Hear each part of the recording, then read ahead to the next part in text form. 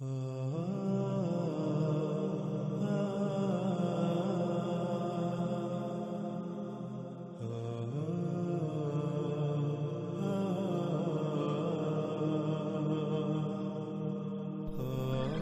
اللہ صلی اللہ علیہ وآلہ وسلم سے پوچھا گیا، اور کس تیز رفتاری سے وہ کام کرے گا زمین میں، یعنی زمین میں اس کی تیز رفتاری کیا ہوگی؟ تو رسول اللہ صلی اللہ علیہ وآلہ وسلم نے جواب دیا، جیسے غیث، وہ بھی اس کے لیے ناکافی ہوگا جیسے وہ بارش جسے دھکیلتی ہے پیچھے سے ہوا۔ ناظرین، ہم اس روایت کے پہلے حصے پر اپنی پچھلی قسط میں بات کر چکے ہیں، اور روایت کے اس اگلے حصے کو سمجھنے کے لیے ہم اس میں استعمال ہونے والے الفاظ پر ایک بار نظر دوڑاتے ہیں۔ اس میں ایک لفظ استعمال ہوا ہے اسراء۔ اسراء کہتے ہیں تیز رفتاری اور جلدی کو، سفر میں تیز رفتاری اور جلدی، کام کرنے میں تیز رفتاری اور جلدی، اشیاء کو پیک کرنے میں تیز رفتاری اور جلدی، حتیٰ کہ ہر کام میں تیز رفتاری اور جلدی۔ کئی لوگوں کا کام اکیلے اور کئی گنا کم وقت میں کرنا، تیز رفتاری سے کرنا، کئی لوگوں کے اٹھانے کا وقت اکیلے ہی بہت آسانی سے کم وقت میں اور آسانی سے اٹھانا، انتہائی تیز رفتاری سے اٹھا لینا، اشیاء کو ادھر سے ادھر تیز رفتاری اور کم وقت میں لانا اور لے جانا وغیرہ، یعنی ہر کام بہت ہی آسانی اور تیز رفتاری اور انتہائی قلیل مدت میں کم وقت میں انجام دینا۔ اگلا لفظ آ جاتا ہے الغیث۔ الغیث کہتے ہیں بہت سے انسانوں کا مجمع جو انتہائی منظم انداز میں کوئی کام کرتا ہے۔ مثال کے طور پر آپ نے کوئی کام کرنا ہے، سب سے پہلے اس کام کو مختلف حصوں میں تقسیم کریں اور پھر لوگوں کے مختلف گروہ بنا کر انتہائی منظم انداز میں ان سے کام کروائیں، جس سے نہ صرف کام بہترین ہوگا بلکہ وقت بھی بچے گا اور کام انتہائی آسانی سے ہوگا اور پھر کام بھی زیادہ ہو۔ اور اس کے علاوہ الغیث بارش کو بھی کہتے ہیں۔ رسول اللہ صلی اللہ علیہ وآلہ وسلم سے جب سوال کیا گیا کہ وہ کتنا عرصہ رہے گا، تو رسول اللہ صلی اللہ علیہ وآلہ وسلم نے جواب دیا کہ 40 ایام، یوم جیسے کہ سال ہوں اور یوم جیسے کہ مہینہ اور یوم جیسے کہ ہفتہ۔ یعنی اس سوال کا جواب ملنے کے بعد انہوں نے پھر سوال کیا کہ کیا اس یوم یعنی جو سال، مہینے اور ہفتے کے برابر ایام ہوں گے، ان میں ایک ہی یوم کی صلاۃ کافی ہوگی؟ جس کے جواب میں رسول اللہ صلی اللہ علیہ وآلہ وسلم نے کہا کہ اس کے لیے پورا حساب کتاب لگا لینا جو قدر میں ہے۔ قدر کہتے ہیں بہت باریکی سے پورے حساب کتاب، علم و حکمہ کے ساتھ کوئی کام انجام دینا، رائے برابر بھی فرق نہ چھوڑنا۔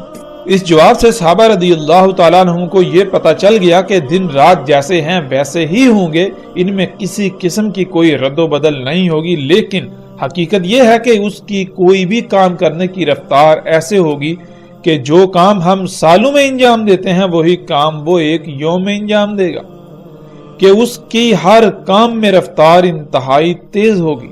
جب صحابہ پر یہ بات واضح ہوئی تو تب انہوں نے دجال کی تیز رفتاری کا سوال کیا کہ وہ کس تیز رفتاری سے کاموں کو انجام دے گا۔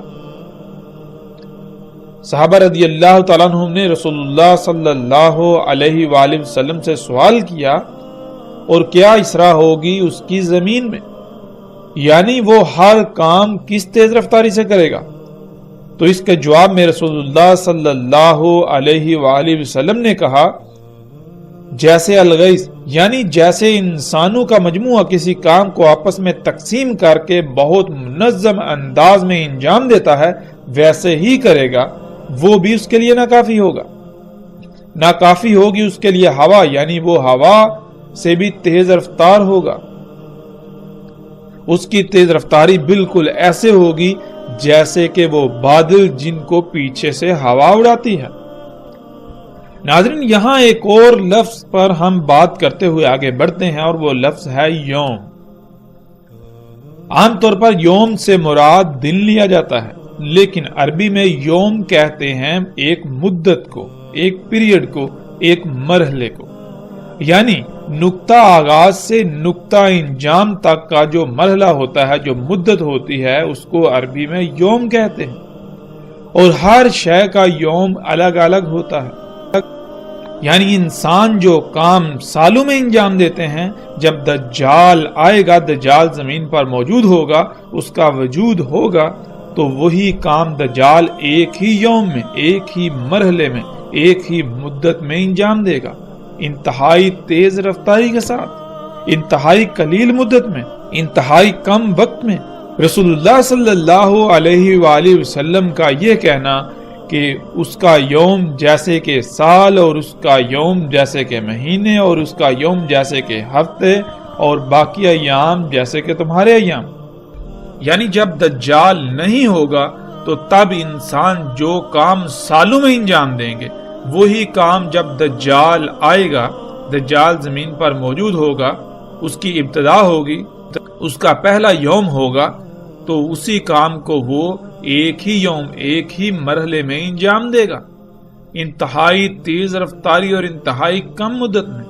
وہ انسانوں کو اپنی اتباع کی دعوت دے گا، اپنے آپ کو رب بنانے کی دعوت دے گا، تو انسان جب اس کی دعوت کو تسلیم کرتے ہوئے اس کو اپنا رب بنا لیں گے، تو پھر پہلے جو کام انسان سالوں میں کیا کرتے تھے، وہی کام اب انسان ایک ہی یوم میں کریں گے، ایک ہی مرحلے، ایک ہی مدت میں کریں گے۔ یعنی انسانوں کی رفتار دجال کو رب بنا لینے سے تیز ہو جائے گی، اور دجال اسی پر اکتفا نہیں کرے گا، بلکہ اس میں مزید جدت آئے گی۔ اس کا اگلا یوم، اس کا اگلا پیریڈ، اگلا مرحلہ یہ ہوگا کہ جب انسان اس کو رب بنانے کے باوجود جو کام مہینوں میں کریں گے، دجال اسی کام کو ایک یوم میں کرے گا۔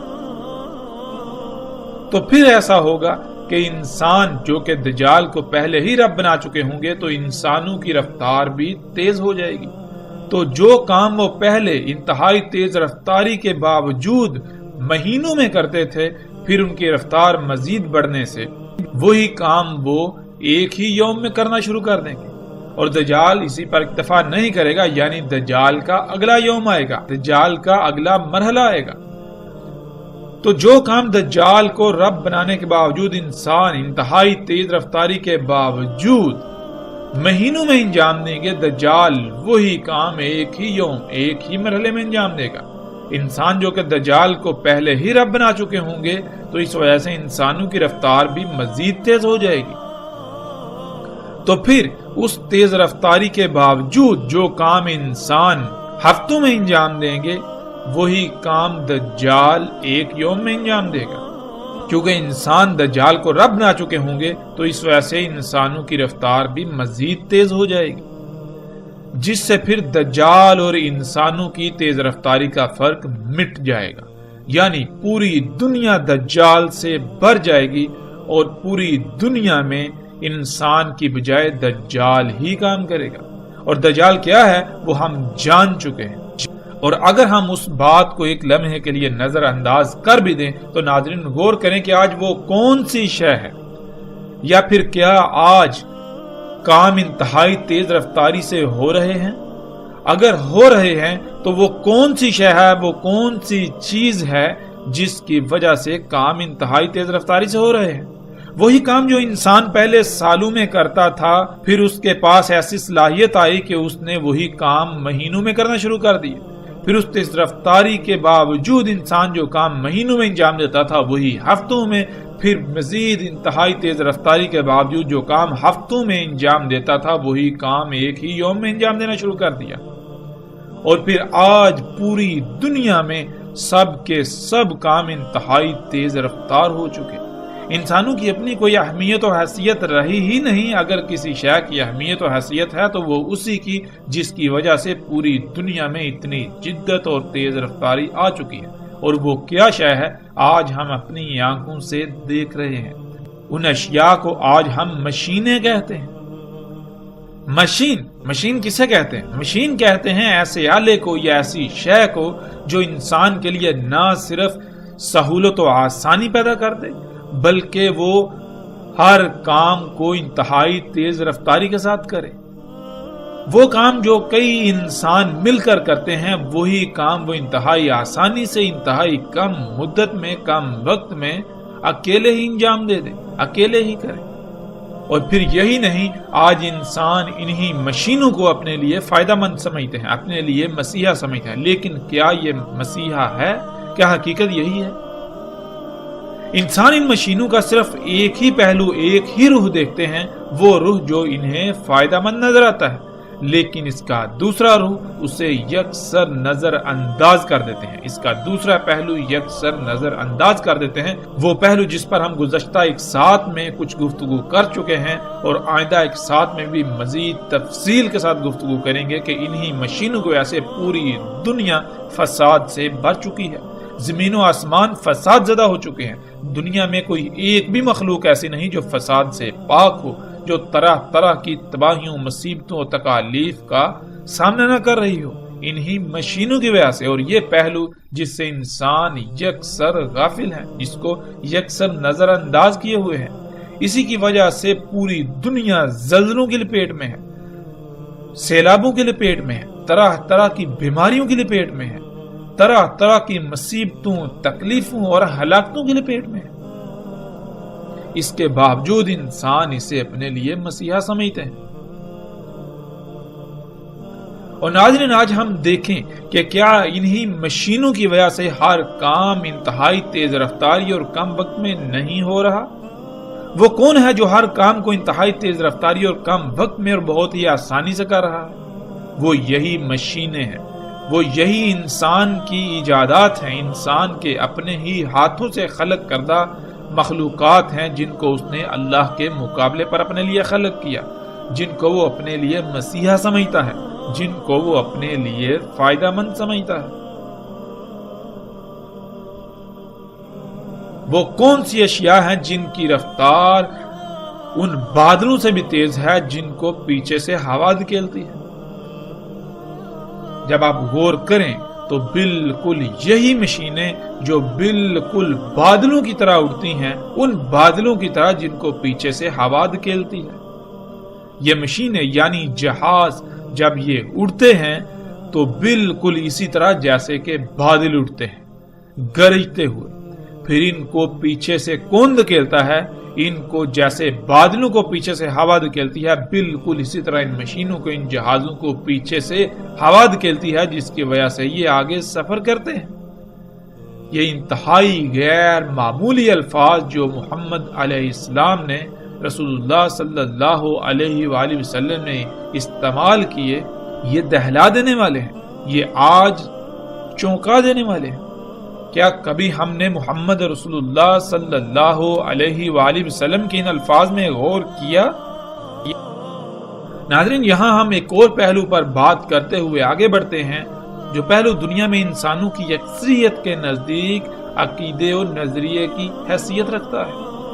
وہ یہ کہ وہ یہ سمجھتے ہیں اور پوری دنیا میں یہ پھیلا دیا گیا کہ دجال کا جو یوم سالوں جیسا ہوگا یا سال جیسا ہوگا، وہ اس وجہ سے ہوگا کہ دن رات اتنے بڑے ہو جائیں گے، کہ دن اتنا بڑا، اتنا لمبا ہو جائے گا کہ وہ 24 گھنٹے کی بجائے ایک سال میں مکمل ہوگا۔ یعنی جب سورج طلوع ہوگا تو اس کو غروب ہوتے ہوتے یا سورج کو ایک چکر مکمل کرتے ہوئے، ایک دن اور رات مکمل ہوتے ہوئے ایک سال جتنا عرصہ گزر جائے گا۔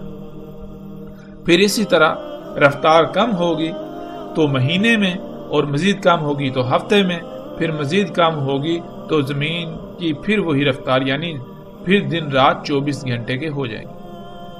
لیکن کیا اس میں کسی قسم کی کوئی حقیقت ہے؟ جب ہم غور کریں تو اس میں نہ صرف حقیقت کا شائبہ تک نہیں، بلکہ یہ بات، یہ نظریہ، یہ عقیدہ انتہائی احمقانہ اور جاہلانہ ہے۔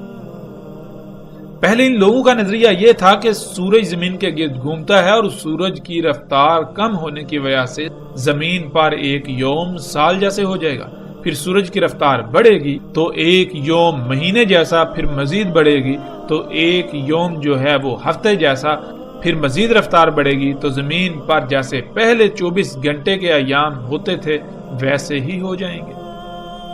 لیکن جب ان پر یہ حقیقت واضح ہوئی، یہ راز کھلا کہ سورج تو گھومتا ہی نہیں بلکہ زمین سورج کے گرد گھوم رہی ہے، تو پھر انہوں نے یہ نظریہ اپنایا، یہ نظریہ گڑا یہ بات پھیلائی کہ زمین جو ہے اس کی رفتار انتہائی کم ہو جائے گی، جس وجہ سے ایک دن اتنا لمبا ہو جائے گا جیسے کہ سال ہو. پھر اس کی رفتار میں تھوڑی تیزی آئے گی تو پھر ایک یوم یعنی ایک دن ایک مہینے جتنا لمبا ہو جائے گا. پھر مزید زمین کی رفتار بڑھے گی تو وقت سکڑے گا، جس سے پھر ایک دن ایک یوم ہفتے جیسے ہو جائے گا.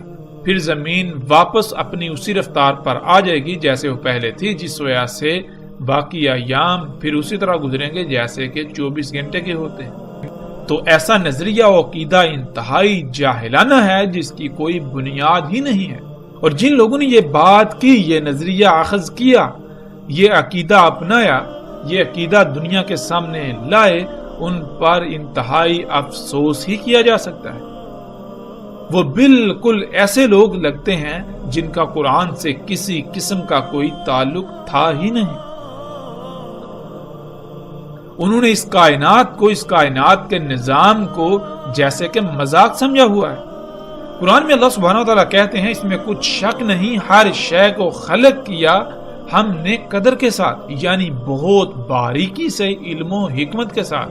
اس کے علاوہ ہم پیچھے تفصیل کے ساتھ جان چکے ہیں کہ اللہ سبحانہ و تعالیٰ نے کہا تھا کہ زمین و آسمانوں کی مثال بالکل ایسی ہے، ہم نے ان کو بالکل اسی طرح خلق کیا جیسے کہ تم کو خلق کیا. تم اپنی ہی ذاتوں میں غور و فکر کرو، تم اپنی ہی ذاتوں کو جانو. جب تم اپنی ہی ذاتوں میں غور و فکر کرو گے تو جو بات تمہارے سامنے آئے گی بالکل اسی طرح ہم نے زمین و آسمانوں کو اور جو کچھ بھی ان کے درمیان ہے ان سب کو خلق کیا.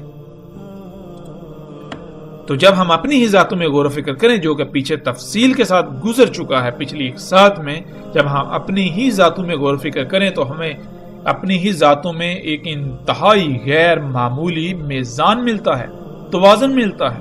تمام کے تمام اعضاء جو کہ اپنے آپ میں الگ الگ مخلوقات ہیں، ان کو کسی نہ کسی مقصد کے لیے خلق کیا. جس مقصد کے لیے خلق کیا گیا ان کو ان کے مقامات پر رکھ دیا گیا، ان کو ان کی ذمہ داری کو پورا کرنے کے لیے جو ان کا مقام تھا اس پر فٹ کر دیا گیا. جب تک تمام کے تمام اعضاء جو کہ مخلوقات ہیں اپنے اپنے مقام پر رہتے ہوئے اپنی اپنی ذمہ داری کو پورا کریں گے تو تب جسم میں میزان، جسم میں توازن برقرار رہے گا. اگر کوئی ایک بھی مخلوق اپنی ذمہ داری سے لاپرواہی کرتی ہے، اپنی رفتار میں کمی یا زیادتی کرتی ہے، تو اس سے پورے جسم میں جو قائم توازن ہے وہ بگڑ جائے گا، جس کی وجہ سے جسم میں تباہیاں آئیں گی جنہیں ہم بیماریوں کا نام دیتے ہیں. اور یہی اللہ سبحانہ و تعالیٰ نے کہا اس میں کچھ شک نہیں، ہر شے کو خلق کیا ہم نے قدر کے ساتھ، یعنی بہت ہی باریکی سے، علم و حکمت کے ساتھ خلق کیا. اللہ سبحانہ و تعالیٰ نے ہر شے کو قدر کے ساتھ خلق کیا ہے. جیسے ایک گاڑی ہوتی ہے یا ایک مشین ہوتی ہے، اگر اس میں چھیڑ چھاڑ کی جائے گی تو وہ خراب ہو جائے گی. جیسے انسان اپنی ہی ذات کو لے لے، انتہائی پیچیدہ ترین تخلیق ہے، تمام کے تمام اعضاء کو بہت باریک بینی اور علم و حکمت سے خلق کیا گیا، خلق کر کے انہیں ان کے مقام پر لگا دیا گیا. اگر ان کے مقام میں تبدیلی کی جائے گی، یعنی اگر جسم سے خون نکال لیا جائے تو کیا ہوگا، دل نکال لیا جائے تو کیا ہوگا، اسی طرح جسم میں کوئی بھی تبدیلی کی جائے جو اس نقشے میں نہ ہو، جس نقشے کے مطابق انسان کو اللہ سبحانہ و تعالیٰ نے خلق کیا، تو جسم کا نظام بگڑ جائے گا، جسم کا توازن بگڑ جائے گا اور خرابیوں یعنی بیماریوں کا شکار ہو کر بڑی تباہی یعنی موت کا شکار ہو جائے گا. بالکل اسی طرح اللہ سبحانہ و تعالیٰ نے آسمانوں اور زمینوں اور جو کچھ بھی ان کے درمیان ہے ان کو خلق کیا. یہ سب کچھ تب تک ٹھیک رہے گا جب تک ہر شے فطرت پر رہے گی، یعنی ہر شے اسی مقام پر، اسی رفتار پر رہے گی، اسی ذمہ داری کو ہر لحاظ سے مکمل طور پر پورا کرے گی جس پر اللہ سبحانہ و تعالیٰ نے انہیں لگا دیا ہوا ہے، جس پر اللہ سبحانہ و تعالیٰ نے انہیں قائم کیا ہوا ہے. اگر کسی شے کو فطرت سے ہٹا دیا جائے گا، یعنی اللہ سبحانہ و تعالیٰ کی مخلوقات میں تبدیلیاں کی جائیں گی، تو نظام بگڑ جائے گا، پھر تباہیاں ہی آئیں گی. پھر اسی طرح اللہ سبحانہ و تعالیٰ سورہ روم کی آیت نمبر 30 میں کہتے ہیں نہیں ہے تبدیلی اللہ کی خلق کے لیے، یعنی نہیں تبدیل کیا جا سکتا اللہ کی خلق کو. اللہ کی خلق تبدیلی کی متحمل ہے ہی نہیں. مطلب یہ کہ اگر آپ اللہ سبحانہ و تعالیٰ کی خلق، جیسے اللہ سبحانہ و تعالیٰ نے کسی شے کو خلق کر دیا، اگر آپ اس میں کسی قسم کی تبدیلی کریں گے، اس میں کسی قسم کی رد و بدل کریں گے، تو وہ شے ٹھیک نہیں رہے گی، اس میں توازن برقرار نہیں رہے گا، اس کا توازن بگڑ جائے گا، نتیجتاً وہ شے تباہی کے دہانے پر پہنچ جائے گی اور تباہ ہو جائے گی۔ اور پھر یہ بھی کہ اللہ سبحانہ و تعالیٰ اپنی سنت یعنی اپنی طریقے میں تبدیلی نہیں کرتا۔ اللہ سبحانہ و تعالیٰ نے تمام مخلوقات کو جیسے خلق کیا اور جس مقام پر رکھ دیا، جس لائن پر لگا دیا، اس میں رائی برابر بھی تبدیلی کی کوئی گنجائش نہیں۔ اللہ سبحانہ و تعالیٰ نے اپنی خلق میں تبدیلی کی گنجائش رکھی ہی نہیں۔ اللہ کی خلق تبدیلی کی متحمل ہے ہی نہیں۔ اگر تبدیلی کی جائے گی تو اللہ کی خلق پھر ٹھیک نہیں رہ سکتی، اس میں خرابیاں ہوں گی اور آخر کار وہ تباہ ہو جائے گی۔ اگر زمین اپنی رفتار میں ذرہ بھی کمی کرے تو پورے آسمان دنیا کا نظام بگڑ جائے گا، کیونکہ اللہ سبحانہ و تعالیٰ نے قرآن میں واضح کر دیا کہ اللہ سبحانہ و تعالیٰ نے میزان یعنی توازن قائم کیا ہوا ہے۔ جیسے گھڑی کی سیکنڈ والی سوئی کی رفتار کم یا زیادہ کر دی جائے تو اس سے منٹ اور گھنٹے کی سوئیاں بھی اسی رفتار سے تیز یا کم ہو جاتی ہیں، کیونکہ ان کا آپس میں بہت گہرا تعلق ہوتا ہے۔ بالکل اسی طرح ہمارا نظام شمسی اور اس کا ہماری کہکشاں سے، پھر ہماری کہکشاں کا پوری کائنات سے انتہائی گہرا تعلق ہے، انتہائی گہرا مضبوط مربوط ربط قائم ہے۔ اگر زمین اپنی رفتار میں کوئی رد و بدل کرتی ہے تو لا محالہ پورے آسمان دنیا، جس کا ہم ادراک بھی نہیں کر سکتے، کا توازن بگڑ جائے گا اور ہر شے تباہ ہو جائے گی، سیارے اور ستارے آپس میں ٹکرا جائیں گے۔ تو اس کے باوجود اگر کوئی انسان، اگر کوئی شخص ایسا عقیدہ و نظریہ رکھتا ہے کہ دن اتنا لمبا ہو جائے گا کہ سال جتنا لمبا ہو جائے گا، تو ایسے انسان کی عقل پر ماتم ہی کیا جا سکتا ہے۔ اور جب ہم قرآن میں غور و فکر کریں تو اللہ سبحانہ و تعالیٰ قرآن میں کیا کہتے ہیں؟ قرآن میں اللہ سبحانہ و تعالیٰ دیکھیں تو اس آیت میں کہتے ہیں، اور سلیمان کے لیے ہوا، اس کا صبح کا جانا، صبح کا کام، صبح کا سفر 1 مہینے کا، اور واپسی شام کا جانا یا شام کا کام وغیرہ 1 مہینے کا۔ ناظرین، اس آیت میں جو الفاظ استعمال ہوئے ان میں 2 الفاظ ایسے ہیں جن کو جاننا بہت ضروری ہے، غدو اور رواح۔ غدو کسے کہتے ہیں؟ غدو کہتے ہیں کہ جب صبح اندھیرا چھٹ کر روشنی ہو جاتی ہے، اس وقت سے لے کر سورج کے طلوع ہونے تک کا سفر۔ پھر اسی طرح رواح کہتے ہیں کہ سورج ڈھلنے سے لے کر، یعنی جب سورج ڈھل جاتا ہے اس کی روشنی بالکل مدھم پڑ جاتی ہے، زمین پر ٹھنڈک کا احساس ہونا شروع ہو جاتا ہے، اس وقت سے لے کر سورج کے غروب ہونے تک کا وقت۔ اگر پوری دنیا میں دیکھا جائے تو پوری دنیا میں جو زیادہ سے زیادہ غدو اور رواح بنتا ہے وہ 1 آدھے گھنٹے سے زیادہ وقت کا نہیں بنتا۔ اگر آپ زیادہ سے زیادہ چھلانگی لگائیں گے تو آپ 2 گھنٹے سے اوپر جا سکتے ہی نہیں۔ قرآن میں اللہ سبحانہ تعالیٰ کہتے ہیں کہ سلیمان علیہ السلام کا غدو 1 مہینے کا اور رواح 1 مہینے کا۔ سلیمان علیہ السلام کا خلافہ اس جگہ پر تھا جسے آج دنیا اردن کے نام سے جانتی ہے۔ پوری دنیا میں غدو اور رواح کا وقت الگ الگ نکلتا ہے۔ بیت المقدس میں پورے سال کا اوسطاً اگر غدو اور رواح کا وقت حساب کتاب کر کے نکالا جائے تو غدو 2 گھنٹے یا اس سے بھی کم وقت کا، اور اسی طرح رواح بھی 2 گھنٹے یا اس سے کم وقت کا ہی نکلتا ہے۔ یعنی سلیمان علیہ السلام کے 2 گھنٹے زمین پر باقی تمام انسانوں اور ہمارے 1 مہینے کے برابر تھے۔ یوں سلیمان علیہ السلام کا 1 یوم ہمارے 1 سال کے برابر تھا۔ اب ایسا ہرگز نہیں تھا کہ باقی انسانوں پر 1 سال مکمل ہو جاتا تو سلیمان علیہ السلام پر صرف 1 دن اور رات گزرتا، یا سلیمان علیہ السلام پر محض زیادہ سے زیادہ 2 گھنٹے گزرتے اور باقی انسانوں پر 1 مہینہ گزر جاتا، بلکہ سلیمان علیہ السلام کو اللہ سبحانہ وتعالی نے جو اسباب دیے تھے، جو ٹیکنالوجی ان کے پاس تھی، اس ٹیکنالوجی سے سلیمان علیہ السلام ایک کام 1 یوم میں مکمل کر لیتے تھے، اور وہی کام باقی انسان 1 سال یا اس سے بھی زائد عرصے میں مکمل کر پاتے ہیں۔ جو کام ان اسباب کی وجہ سے سلیمان علیہ السلام محض زیادہ سے زیادہ 2 گھنٹے میں انجام دے لیتے تھے، پورا کر لیتے تھے، وہی کام باقی انسان 1 مہینے یا اس سے بھی زائد مدت میں پورا کرتے تھے۔ دن اور رات سلیمان علیہ السلام کے لیے بھی 24 گھنٹے کی ہی تھے جیسے کہ باقیوں کے لیے تھے۔ ناظرین، جیسے جیسے رفتار بڑھتی جاتی ہے وقت سکڑتا جاتا ہے، اور جیسے جیسے رفتار کم ہوتی ہے وقت لمبا ہوتا جاتا ہے۔ مثال کے طور پر اگر آپ پیدل کہیں جاتے ہیں اور آپ کو پیدل وہ سفر کرنے میں 1 مہینہ لگتا ہے، اب ایک دوسرا انسان وہ دجال کے گدھے پر یا اس دابے پر سوار ہو کر جاتا ہے تو وہ وہی سفر محض چند گھنٹوں میں یا چند منٹوں میں طے کر لے گا، تو اس کے چند گھنٹے آپ کے 1 مہینے کے برابر ہو گئے۔ جو کام آپ نے 1 مہینے میں کیا وہی کام اس دوسرے شخص نے محض چند گھنٹوں میں کر لیا۔ ناظرین، ایسا کیوں اور کیسے ہوا؟ آپ نے جو سفر کیا آپ کی رفتار بہت کم تھی، جس کی وجہ سے آپ کو منزل تک پہنچنے میں 1 مہینہ لگا۔ اگر آپ کی رفتار جو تھی اس سے بھی کم ہو جائے تو آپ کو پھر مزید اور زیادہ وقت لگے گا۔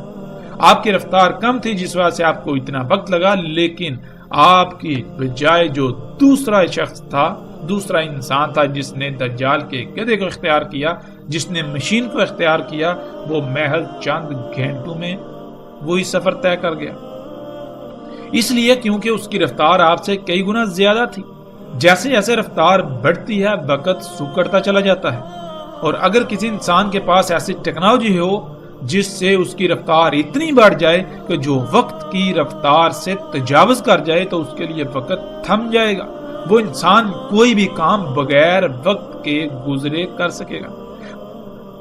ناظرین، اب ان سب حقائق کے باوجود اگر کوئی شخص پھر بھی یہ کہے کہ دجال کا جو یوم سال کے برابر ہوگا یا مہینے کے برابر یا ہفتے کے برابر ہوگا، وہ اس وجہ سے ہوگا کہ دن رات اتنا لمبے ہو جائیں گے، اور اگر پھر بھی اس سب کے باوجود یہ بات مان لی جائے تو پھر رسول اللہ صلی اللہ علیہ وآلہ وسلم نے یہ کیوں کہا کہ اس کا یوم تمہارے سال جیسا ہوگا؟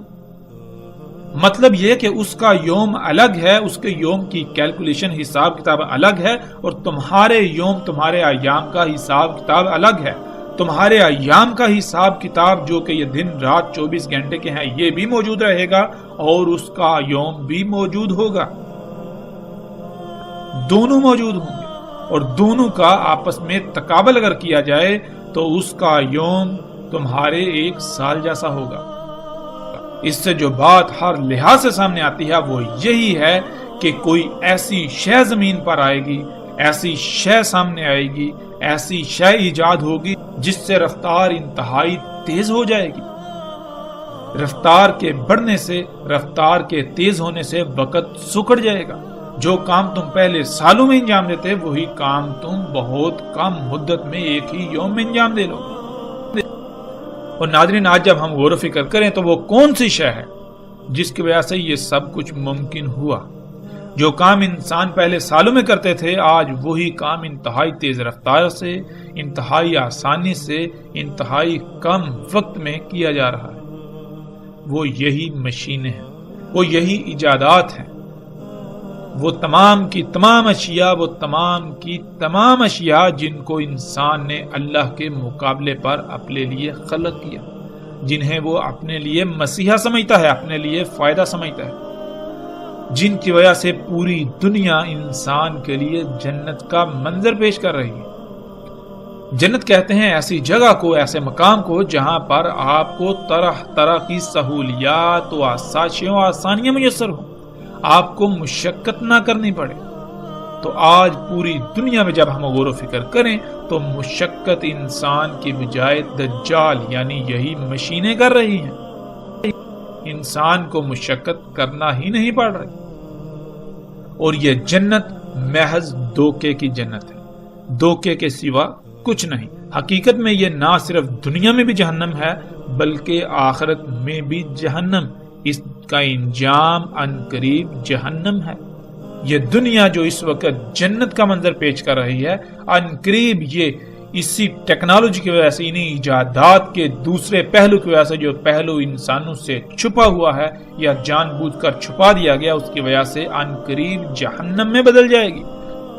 ناظرین، اسی روایت کے اگلے حصے میں رسول اللہ صلی اللہ علیہ وآلہ وسلم نے کہا، پس آئے گا قوم پر یعنی لوگوں پر، پس انہیں دعوت دے گا یعنی کہ مجھے اپنا رب بناؤ، انسان کی انہی خلق کردہ طرح طرح کی اشیاء سے اپنی ضروریات پوری کرو، ان سے اپنی حاجات پوری کرو، انہی پر توکل کرو، اپنے تمام کاموں کے لیے، اپنے ہر عمل کے لیے انہی مشینوں پر، انہی ایجادات پر، انہی اشیاء پر انحصار کرو۔ پس وہ اس کی اس دعوت کو تسلیم کر کے اسی کے ساتھ اپنے اعمال کو انجام دیں گے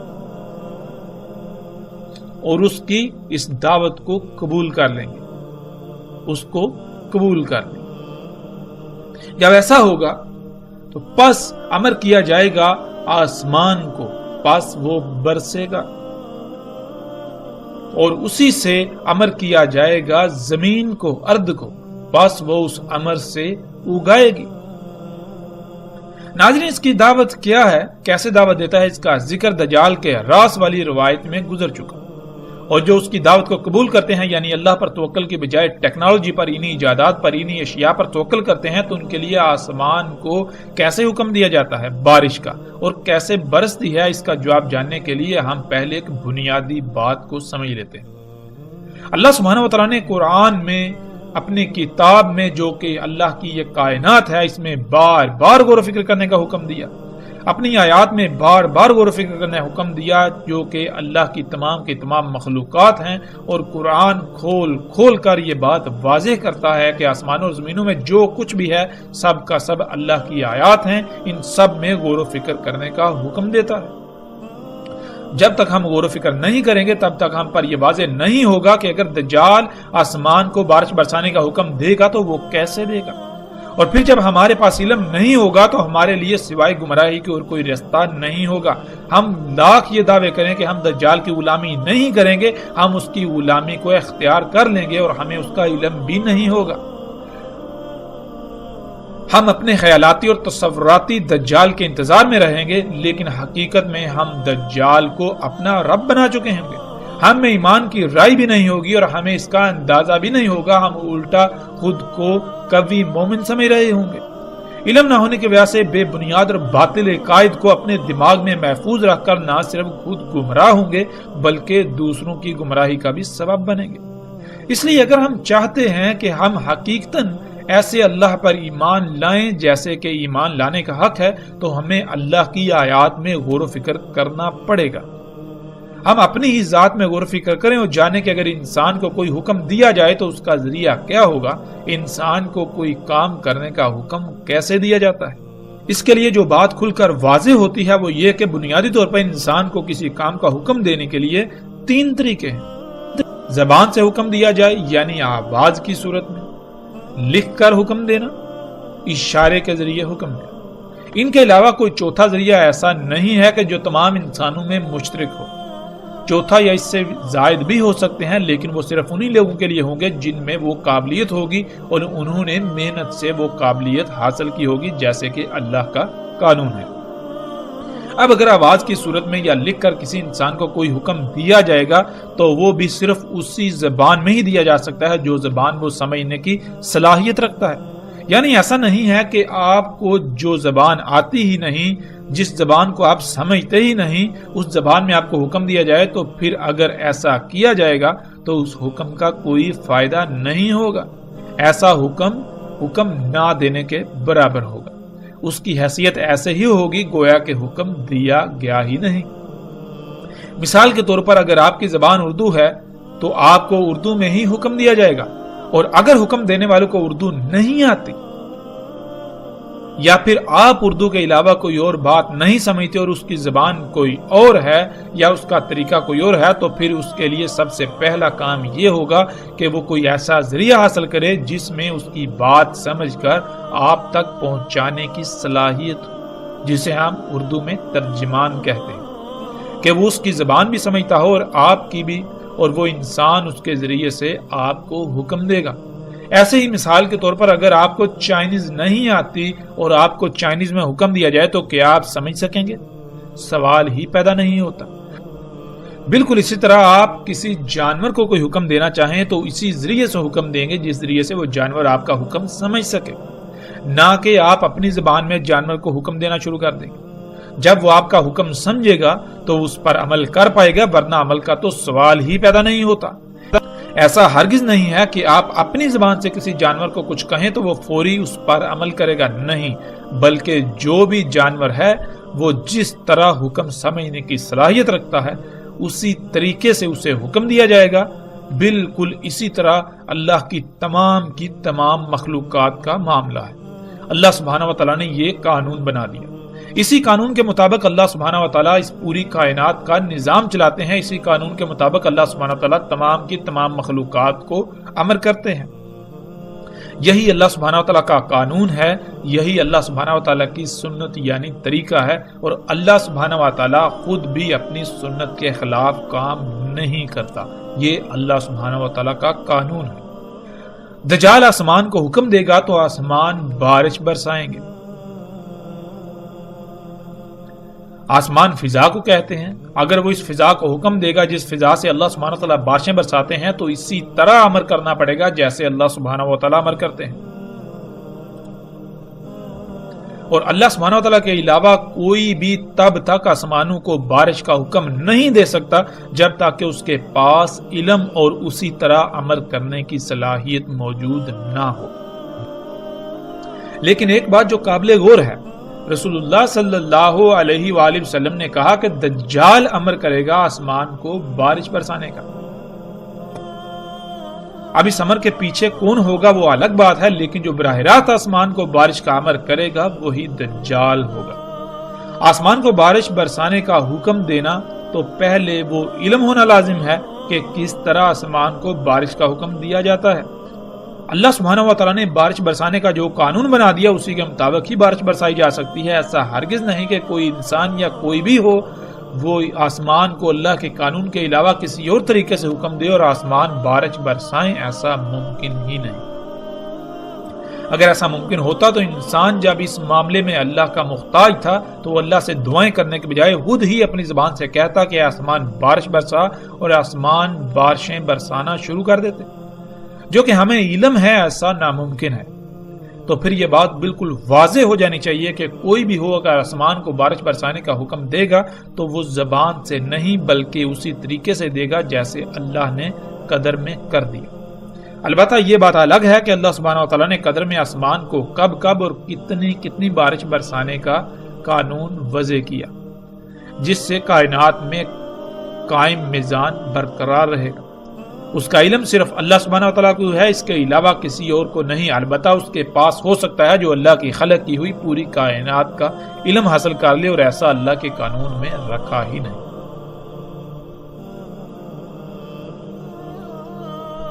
اب اللہ کے علاوہ جو کوئی بھی یہ صلاحیت حاصل کر لے گا جس سے بارشیں برسائی جا سکتی ہیں، تو جب وہ اپنی مرضی سے آسمان کو جب چاہے بارش برسانے کا حکم دے گا، امر کرے گا، تو اس سے ایسا قطعاً نہیں کہ کائنات میں کوئی خرابی نہ ہو۔ کائنات میں قائم توازن بگڑ جائے گا۔ آسمانوں میں جو اللہ سبحانہ وتعالیٰ نے میزان قائم کیا، جو زمین میں میزان قائم کیا، وہ بگڑ جائے گا۔ بادلوں کا نظام درہم برہم ہو جائے گا، آب و ہوا کا نظام درہم برہم ہو جائے گا، موسموں کا نظام بگڑ جائے گا، پھر طوفان، آندیاں، بغیر وقت کے بارشیں اور موسموں میں غیر معمولی تغیر و تبدل واقع ہوگا۔ آج آسمان کو حکم دیا جا رہا ہے اور بارشیں برسائی جا رہی ہیں، اور یہ کیسے ممکن ہوا؟ اور کون ہے جو آسمان کو بارشیں برسانے کا حکم دیتا ہے؟ وہ یہی مشینیں ہیں، وہ یہی ٹیکنالوجی ہے جسے رسول اللہ صلی اللہ علیہ وآلہ وسلم نے دجال کہا، جسے آج ہم ہارپ کا نام دیتے ہیں، اور اس کے علاوہ ایک دوسرا طریقہ جسے کلاؤڈ سیڈنگ یعنی بادلوں کی بوائی کا نام دیا جاتا ہے۔ ہارپ یہ ایک ایسی مشین ہے جس میں نہ صرف موسموں میں چھیڑ چھاڑ کرنے کی صلاحیت ہے بلکہ اس کے علاوہ انتہائی غیر معمولی امور انجام دینے کے لیے اس میں صلاحیتیں موجود ہیں۔ اور اس کے علاوہ جو دوسرا طریقہ ہے جس سے بارشیں برسائی جا رہی ہیں، یہ طریقہ انتہائی آسان اور سستا ترین طریقہ ہے۔ یہ 3 اشیاء یعنی سلور آیوڈائڈ، نمک، ڈرائی آئس یعنی جمی ہوئی کاربن ڈائی آکسائڈ گیس کے مرکب کو بذریعہ پمپوں یا جہاز سے فضا میں بلندی پر بادلوں کے مقام پر چھڑکا جاتا ہے، جس سے اس جگہ پر درجہ حرارت اتنا کم ہو جاتا ہے کہ وہاں بخارات پانی میں تبدیل ہو جاتے ہیں۔ سلور آیوڈائڈ اور نمک ان ٹھنڈے بخارات کو ایک دوسرے سے ملاتے ہیں جن سے قطرہ وجود میں آتا ہے اور زمین اسے اپنی طرف کھینچ لیتی ہے۔ یوں آج پوری دنیا میں بارشیں برسائی جا رہی ہیں۔